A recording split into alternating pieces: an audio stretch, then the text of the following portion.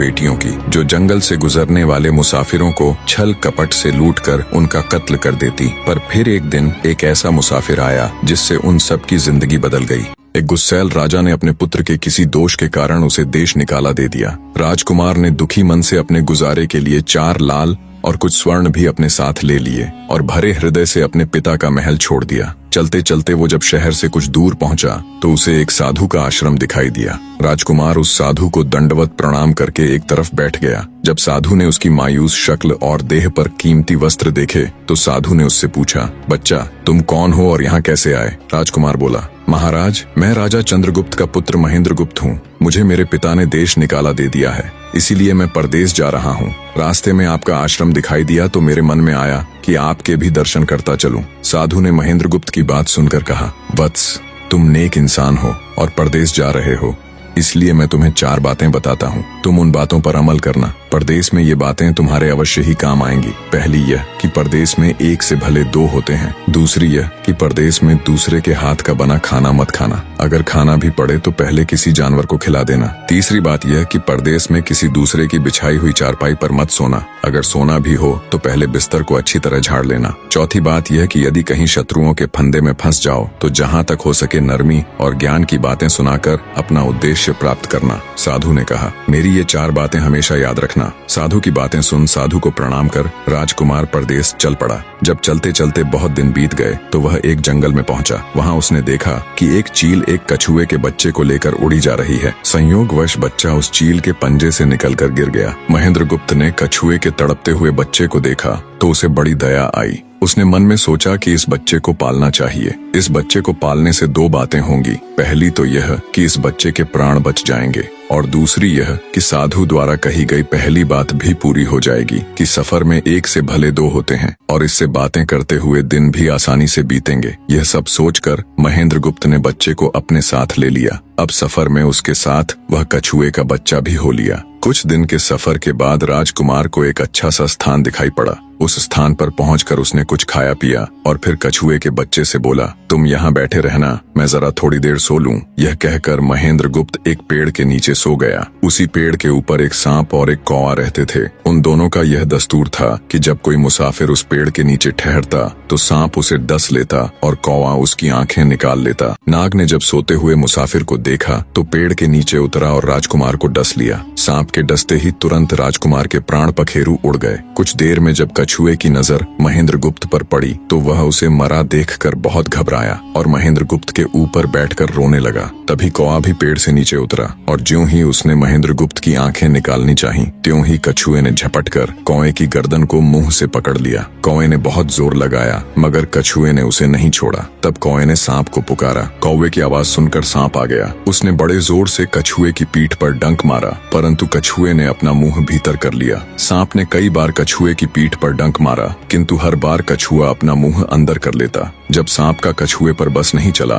तो उसने कछुए से प्रार्थना की कि तुम मेरे मित्र को छोड़ दो। यह सुनकर कछुआ बोला, नहीं, तूने मेरे मित्र को डसा है, अब मैं भी तेरे मित्र की जान लूंगा। तू मेरे मित्र को छोड़ दे तो मैं तेरे मित्र को जीवित कर दूंगा। यह कहकर सांप ने काटी हुई जगह पर मुंह रखकर महेंद्रगुप्त के शरीर से विष खींच लिया और बोला, अब तो मेरे मित्र को छोड़ दे। कछुए ने जब राजकुमार को देखा कि उसे थोड़ा होश आ रहा है और उसका जहर उतर रहा है तो उसने कौवे को छोड़ दिया। जब महेंद्रगुप्त को होश आया तब कछुए ने उसे सांप के डसने का सारा हाल सुनाया। कछुए की बात सुनकर तुरंत महेंद्रगुप्त के मन में साधु की बताई पहली बात खटकी। सोचा, साधु की एक बात तो काम आई कि 1 से भले 2 होते हैं। मन ही मन उसने साधु को धन्यवाद दिया और आगे बढ़ चला। चलते चलते कुछ दिनों के बाद जब वे समुद्र के किनारे जा पहुंचे तब कछुए के बच्चे ने कहा, मित्र, मेरा देश आ गया है। यदि तुम कहो तो मैं अपने माता पिता से मिलाऊं। उनसे बिछड़े बहुत दिन हो गए हैं, वे बहुत दुखी होंगे। महेंद्रगुप्त ने उसे जाने की आज्ञा दे दी और स्वयं रात को वहीं समुद्र के किनारे उस जंगल में ठहर गया। जिस जंगल में राजकुमार ठहरा हुआ था उसी जंगल में वहां से कुछ दूर ही एक ठग का परिवार रहता था। ठग के 2 लड़कियां और 4 बेटे थे। उसकी बड़ी बेटी ज्योतिष विद्या जानती थी। जब भी कोई राहगीर, कोई यात्री उस जंगल से गुजरता और उसके पास कुछ कीमती होता तो ठग की बड़ी बेटी अपनी विद्या से जान लेती थी। आज फिर से उसे बहुत दिनों बाद बहुत से खजाने की महक आई। उसने अपने पिता से कहा, ऐसा प्रतीत होता है कि इस जंगल में एक पथिक आया हुआ है। उस पथिक के पास 4 लाल हैं। यदि तुम लोग उस पथिक को यहाँ ले आओ तो उससे लाल लेना मेरा काम है। यदि वे लाल हमको मिल जाएं तो हम जन्म भर के लिए निहाल हो जाएंगे, परंतु उस पथिक को मारना मत, उसे जीवित ही पकड़ लाओ। ठग अपने बेटों के साथ तुरंत उसकी तलाश में निकल पड़ा। वे थोड़ी ही दूर चले होंगे कि उन्होंने देखा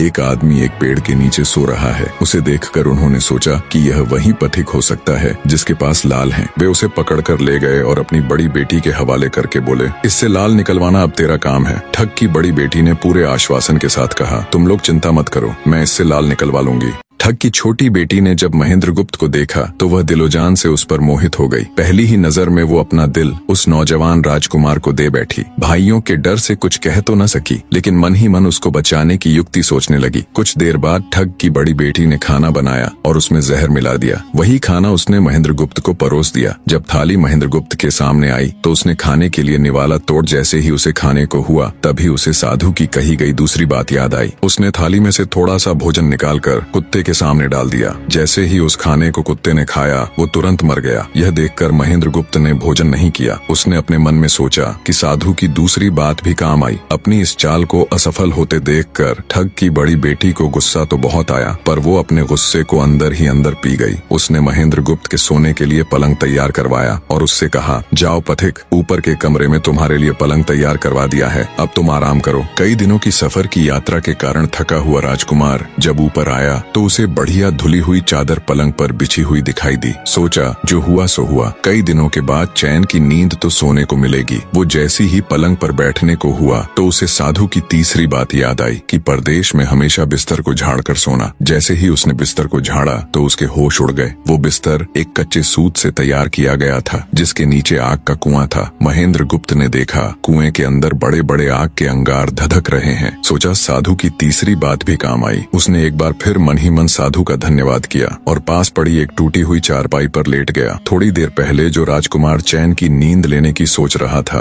अब नींद उसकी आंखों से कोसों दूर थी। अब तो उसे अपनी जान के लाले पड़े थे। सोचने लगा आज की रात बचना बहुत कठिन है। तभी ठग की छोटी बेटी मौका पाकर आई और कहने लगी, हे प्रिय, मैं तुम पर दिलोजान से न्यौछावर हूँ, परंतु आज की रात मेरे वश में कुछ नहीं है। आज की रात मेरी बड़ी बहन की बारी है। जिस तरह भी हो सके बस आज की रात मेरी बहन से अपने प्राण बचा लो, कल मेरी बारी है। हे स्वामी, मैं तुम्हारी दासी हूँ, मैं तुम्हें साफ बचा लूंगी। इतना कहकर ठग की छोटी बेटी चली गई। जब सब लोग खाना खा चुके तो ठग की बड़ी बेटी ऊपर बने कमरे में चली। सोचा अब तक तो पथिक जलकर राख बन चुका होगा, पर जैसे ही वो कमरे के अंदर आई और देखा कि पथिक तो बिल्कुल सही सलामत टूटी हुई चारपाई पर लेटा हुआ है तो उसके क्रोध की कोई सीमा न रही। तुरंत उसने कटार निकाली और क्रोध से बोली, हे पथिक, या तो अपने चारों लाल मुझे अभी के अभी दे दे, वरना मैं तुझको मार डालूंगी। उसी समय महेंद्रगुप्त को साधु की चौथी बात याद आई कि कहीं शत्रुओं के फंदे में फंस जाओ तो जहाँ तक हो सके नरमी और ज्ञान की बातें सुनाकर अपना उद्देश्य प्राप्त करना। उसने सोचा कि आज रात बचना मुश्किल है, पर साधु की चौथी बात भी आजमानी चाहिए। महेंद्रगुप्त ने यह सब सोचकर लड़की से कहा, मेरे पास लाल नहीं है। यदि तू मुझको मारेगी तो वैसे ही पछताएगी जैसे बंजारा अपने कुत्ते को मारकर पछताया था। लड़की गुस्से में बोली, कौन बंजारा और कौन सा कुत्ता, क्या बक रहे हो तुम? तब राजकुमार बोला, तुम नहीं जानती तो सुनो लड़की, एक बंजारा था जिसने एक कुत्ता पाल रखा था। वो कुत्ता बहुत समझदार था जिसे बंजारा अपनी औलाद से भी ज्यादा प्यार करता था। एक समय ऐसा आया कि एक कातक नाम की भयंकर बीमारी के चलते बंजारे का सारा परिवार उस बीमारी की भेंट चढ़ गया और बंजारे की करोड़ों की संपत्ति भी बिक गई। दुखी बंजारा अपने कुत्ते को लेकर आगरा में एक साहूकार के पास जाता है और साहूकार को 10,000 के बदले अपना कुत्ता गिरवी रखने को बोलता है। उस समय 10,000 एक बहुत बड़ी रकम होती थी।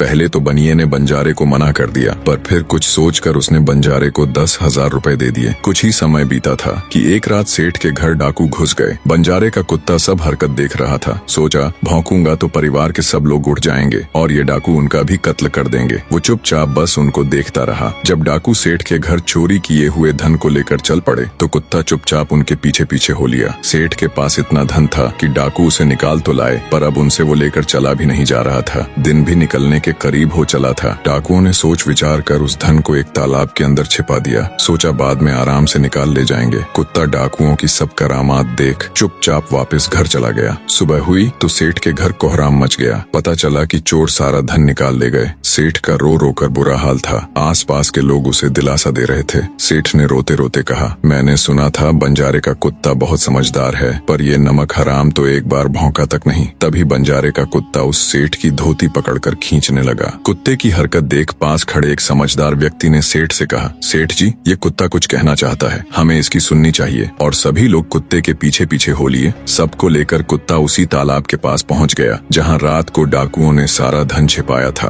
और तालाब में घुस